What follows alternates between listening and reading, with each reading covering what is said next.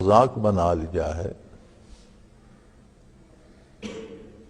ایک استخارہ کا حکم ملتا ہے شریعت میں، بندہ استخارہ کر سکتا ہے اس صورت میں کہ ایک کام کرنے کی دو صورتیں ہیں، دو طریقوں سے ہو سکتا ہے، کرنا یا نہ کرنا۔ اس کے لیے استخارہ نہیں ہے، اس کے لیے شریعت کا حکم ہے۔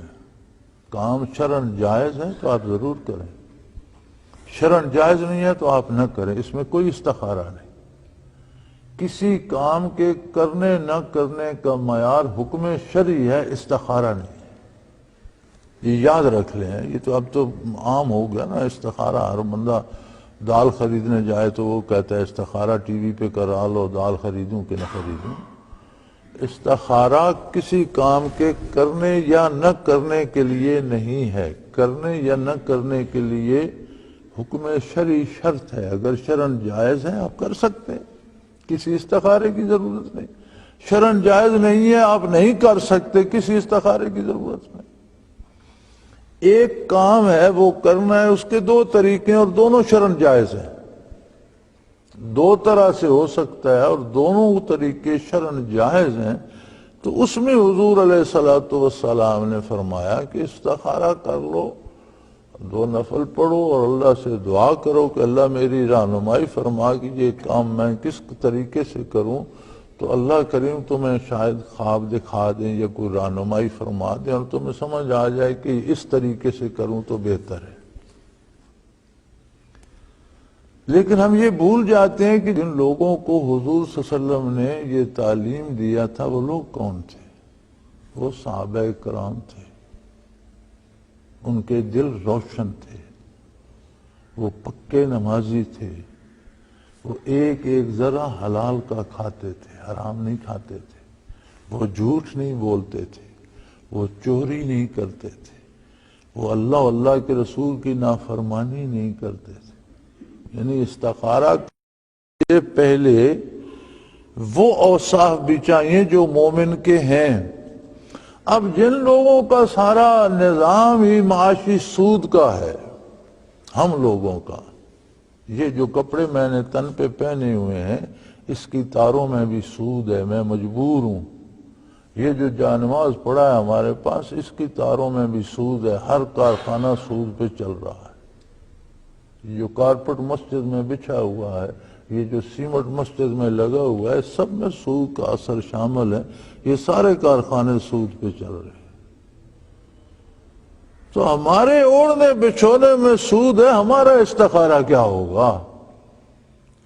کھانے میں حرام ہے، بولتے ہم جھوٹ ہیں، نماز یا تو ہم ادا نہیں کرتے، جو کرتا ہے وہ ہماری ایک رسم ہے، ہمیں رکعتیں یاد نہیں ہوتی تو نماز میں ہمیں کیا یاد ہوگا کہ اس کا مفہوم کیا ہے یا سجدے کا مفہوم کیا ہے یا کیسے کرنی ہے؟ ہمیں تو رکعتیں یاد نہیں ہوتی کہ 2 پڑھی ہیں یا 3 پڑھی۔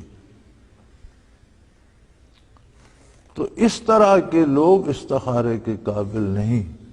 پھر استخارہ یہ ہوتا ہے کہ جس کی ضرورت ہے وہ خود کرے۔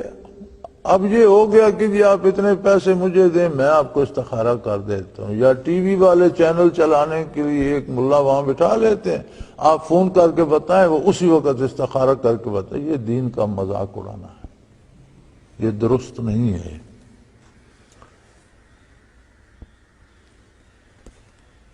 اور بنیادی بات یہ ہے کہ یہ عقیدے پہ زد پڑتی ہے کہ آپ حکم شرعی نہیں مانتے اور استخارے کراتے پھر زیادہ استخارے ہوتے ہیں شادی کے لیے۔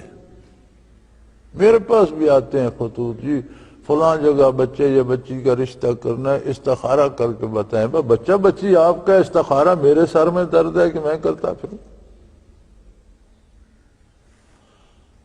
پھر میں جواب میں صرف اتنا لکھتا ہوں کہ شرعی طریقہ یہ ہے کہ پہلے بندے کا عقیدہ دیکھیں، عقیدہ صحیح ہے، عمل دیکھیں، اللہ کے ساتھ اس کے معاملات درست ہیں۔ دوسرے درجے میں دنیا دیکھیں کہ اس کا روزگار ہے، کاروبار ہے، کوئی زمین جائیداد ہے، بچوں کو پالنے کی اہلیت رکھتا ہے۔ تو ضرور رشتہ کریں بسم اللہ. یہ چیزیں ظاہراً دیکھنے کی ہیں، ان کے لیے استخارے کی ضرورت نہیں، اور یہ شرعی طریقہ ہے. لیکن بڑی عجیب بات ہے، لوگ دیکھتے ہیں تو صرف دولت. گدھے کو بھی بیٹی بیاہ کے دے دیتے ہیں اگر اس پر سونا لدا ہوا ہو. صرف دولت دیکھتے ہیں، نہیں پوچھتے کہ اس کے اللہ اور اللہ کے رسول کا کوئی علم بھی ہے، اسے کلمہ بھی آتا ہے یا نہیں، کبھی اس نے نماز بھی پڑھی ہے یا نہیں، اس کا آخرت کے ساتھ بھی کوئی تعلق ہے یا نہیں. استخارے بھی دنیا کے لیے کراتے ہیں کہ اگر ہم رشتہ دیں گے تو یہ سوکھے ہوں گے کہ نہیں. کمال ہے. تو یہ چیزیں اطاعت رسول کے خلاف ہیں، اتباع شریعت کے خلاف ہیں، اور یہ چیزیں ایمان پہ زد ڈالتی ہیں. جب آپ کسی ملا کے استخارے پہ فیصلہ کرتے ہیں اور اللہ اور اللہ کے رسول کی شریعت پہ نہیں کرتے تو یہ زد عقیدے اور ایمان پہ پڑتی ہے. تو ان رسومات کا خاتمہ بھی مساجد کی آبادی میں شامل ہے، اور مسجدیں وہ لوگ آباد کرتے ہیں جن کا ایمان اللہ پہ درست ہو، آخرت کو مانتے ہوں. جیسا یہاں دیکھو صرف درمیان میں واو لگائی ہے کہ جیسا اللہ پر ایمان ہے ویسا ہی آخرت پر بھی ایمان ہے. جس پختگی سے اللہ کی عظمت کے قائل ہیں، اس کے قادر ہونے کے قائل ہیں، اس کی ذات اور اس کی صفات کو جس طرح حضور صلی اللہ علیہ وسلم منواتے ہیں اس طرح مانتے ہیں، اسی یقین سے آخرت کو بھی مانتے ہیں، قیامت کو بھی مانتے ہیں، حساب کتاب کو بھی مانتے ہیں، جنت و دوزخ کو بھی مانتے ہیں.